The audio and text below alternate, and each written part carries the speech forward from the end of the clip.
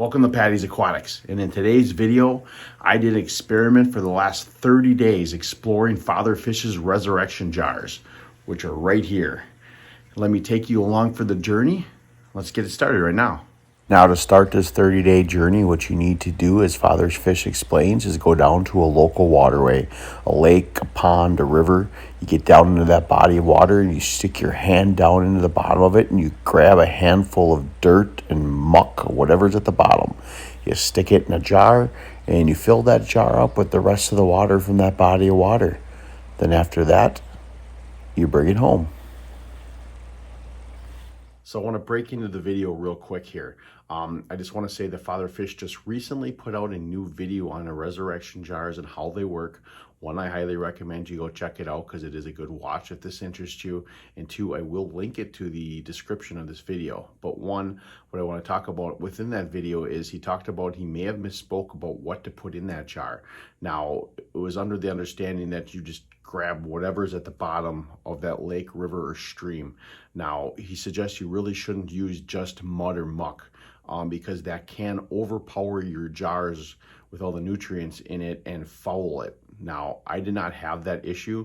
Mine still thrived, but he said what you're looking for is anything that's like dying or decomposing at the bottom of those bodies of water, whether it be branches or leaves or whatever dying plants that are in there, because that's what's going to hold all that microfauna and organisms that you want to culture for your resurrection jar. So that being said, keep that in mind and let's get back to the video. Now, after you get it home, that's when the fun starts. That's when you get to sit and watch and observe. What you want to do is you put it in a windowsill, or like I did, I put it under an aquarium light to watch it. Now, his essence of it is basically dirt is considered a dead thing, a dead decomposing guck. And from that, little organisms and life just rises from it, which is why he calls it a resurrection jar.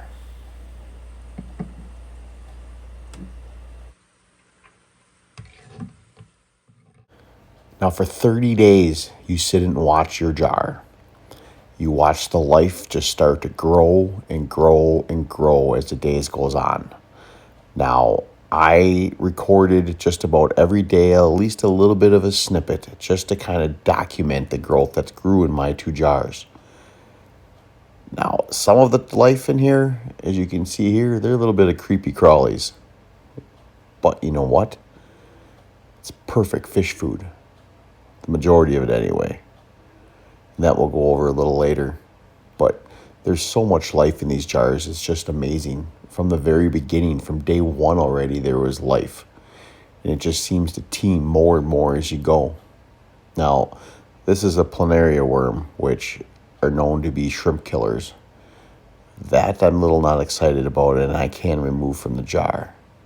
But again, we'll get into that a little bit more later. Now, I just have to say, I've really gotten into the whole Father Fish method of fish keeping the last couple of months, doing a lot of research and reading and watching his videos. I find it very intriguing to see another side of how to keep fish and do it naturally. Now, the whole purpose of this resurrection jar is to create part of like his Father Fish, the food web, how he explains. You're basically going to add this jar or portions of it at the end of the 30 days into your fish tank. Now, the purpose of it, like with the food web, like I said, is you want to put some leaf litter at the bottom of your tank. And then these little organisms in this jar will feed off that leaf litter, and then the fish can feed off the little organisms in these jars that are eating that leaf litter, making a natural ecosystem that can self-sustain in your tanks. Now, watching videos of Father Fish, he did explain, though, that this will work, but with heavily stocked tanks, it may not be as sustainable as a lower stock tank. Now, if you've seen any of my tanks before, you know I do not have lightly stocked tanks. So by adding these jars to my tanks, will I be able to be self-sustaining? Probably not. But I can help it and help lessen the amount of food I have to feed if I want. I just find the whole ability to be able to self-sustain a tank and make a natural ecosystem. I just find it very fascinating and interesting. I guess now let's talk a little bit about the critters that are in these jars, and probably the ones you want to try not to add to your fish tank. Now that's a big point too of this 30 days, in my opinion, is to kind of observe and see what comes to life and what's crawling around in these jars. Now, obviously a big no, what you don't ever want to add to your tank is a dragonfly nymph. They are notorious for killing small fish, and it's something you definitely do not want to add to your tank if you see them. Now, I have not noticed any in my jars, but what I did find in mine, like I said before, are those planaria worms. Now, they're known to be shrimp killers, and I've talked to a few people who basically told me that it wasn't such a big deal. As long as you had big colonies of shrimp, you really didn't notice much of a difference. Not really keen on that though, so I have to make a decision there. I only have one jar that I've noticed planaria worms in. The other jar, I've noticed nothing but just the red worms and the cyclops and the seed shrimp. So doing this whole 30-day jar experiment just kind of, it got me thinking, have you ever had anybody that inspired you in this hobby? Like a YouTube creator or a speaker at a show or a swap, or a fish store owner, someone that did something that inspired you to want to try it.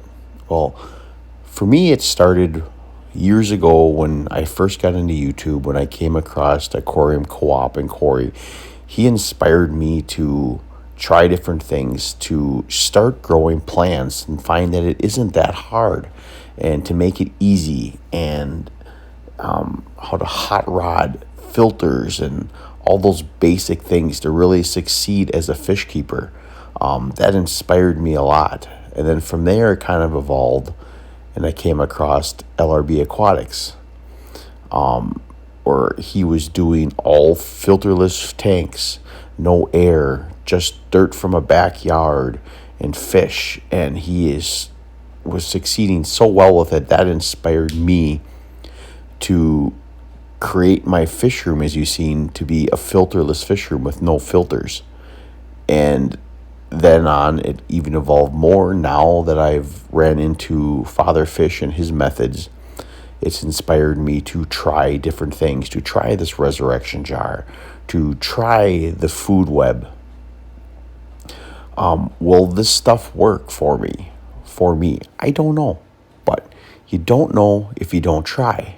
And that's the whole beauty of this hobby and evolving as a hobbyist in here, is to try different things, trial and error. If it works, it works. If it don't, it don't. But you'll never evolve as a fish keeper in any hobby, even in life, if you don't try and put yourself out there to try different things.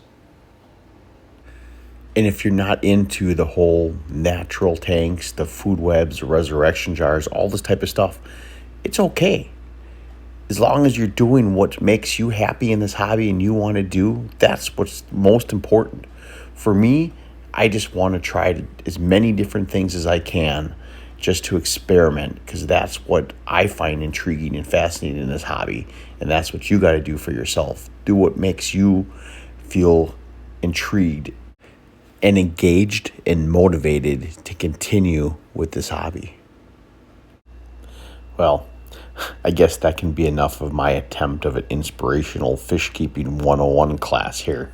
Anyway, we are rapidly approaching the 30-day mark, as you can see, and these jars are still teeming with life.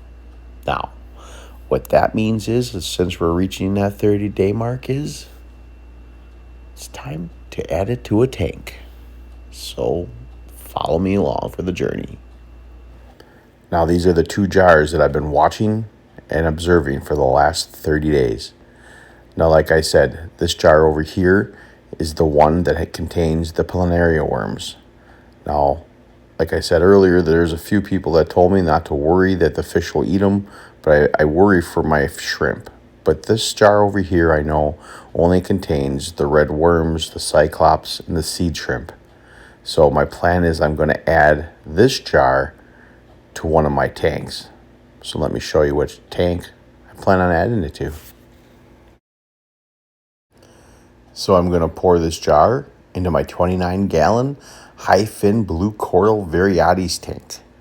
Now, if you haven't seen, this is the tank in my previous videos of how to create a natural and dirted tank. So go back and watch it if you haven't. And it's been about 3 weeks since I filmed that, so it's perfect timing to add this resurrection jar to it. So the first thing I'm going to do is I'm going to add the leaf that was in that jar with the stick to the tank first. That's going to give food for these little organisms in the jar to feed on, like I mentioned earlier. And then I'm going to dump the majority of the jar into the tank with it. And then now let's hope all those little critters can live and feast off of that leaf so the fish can eat them. Now to explain a little bit more about the whole food web idea here, first I would highly recommend that you check out the Father Fish YouTube channel, and in there is a link to his Discord that has so much information on there, and I will put that in the description of this video. But from my understanding, from my readings, is that basically you want to grab some dry leaves from around the body of water that you found in this resurrection jar. And then you want to add a few of them at a time to your tank until they start to skeletonize. Like this leaf here is almost to that point. That means those little organisms are eating it. And then you want to add more. Just beware that the leaves may leach tannins into your water. You may like that and you may not. But if you don't, my thought is maybe putting it into a jar of its own with water to kind of let the tannins leach and then adding it to it. And that will create a possible self-sustaining ecosystem called the food web. Well, I hope you like my little 30-day journey of an experiment into the Father Fish resurrection jars. Now, I still feel like I'm in the infant stages of all this learning. I highly recommend that you go on the Father Fish YouTube channel, and within there is a link to his Discord channel, and I will leave that all in the description of this video. Now, on there, to a fault of my own, I go on that Discord every day, and I read people's comments, and I read what they're doing just to try to take in as much information as I can, because I find all of this just like interesting. And like I said earlier in this video, it just kind of motivates me and kind of inspires me to want to keep trying this. And that's what the fun part of all this hobby is finding something that inspires you and interests you and motivates you to want to keep doing things and trying different things. So if this kind of content interests you, please consider going to my channel and hitting the subscribe button. But if you do, make sure you hit that little notification bell, because you don't want to miss any of these upcoming projects that I have. Now, I have a few of them already filmed. I have 2 more tanks that I'm going to be redoing, a third one, which I will be doing yet in the future. I got a swap meet I'm going to next weekend, which I'm going to be filming. And then I contacted a local seller of fish in my city and to do a tour of his little operation. So that may be coming up too in the future. So please think about hitting that subscribe button and that notification bell. Then as always, thank you very much for watching. And I really hope to see you next time here at Patty's Aquatics.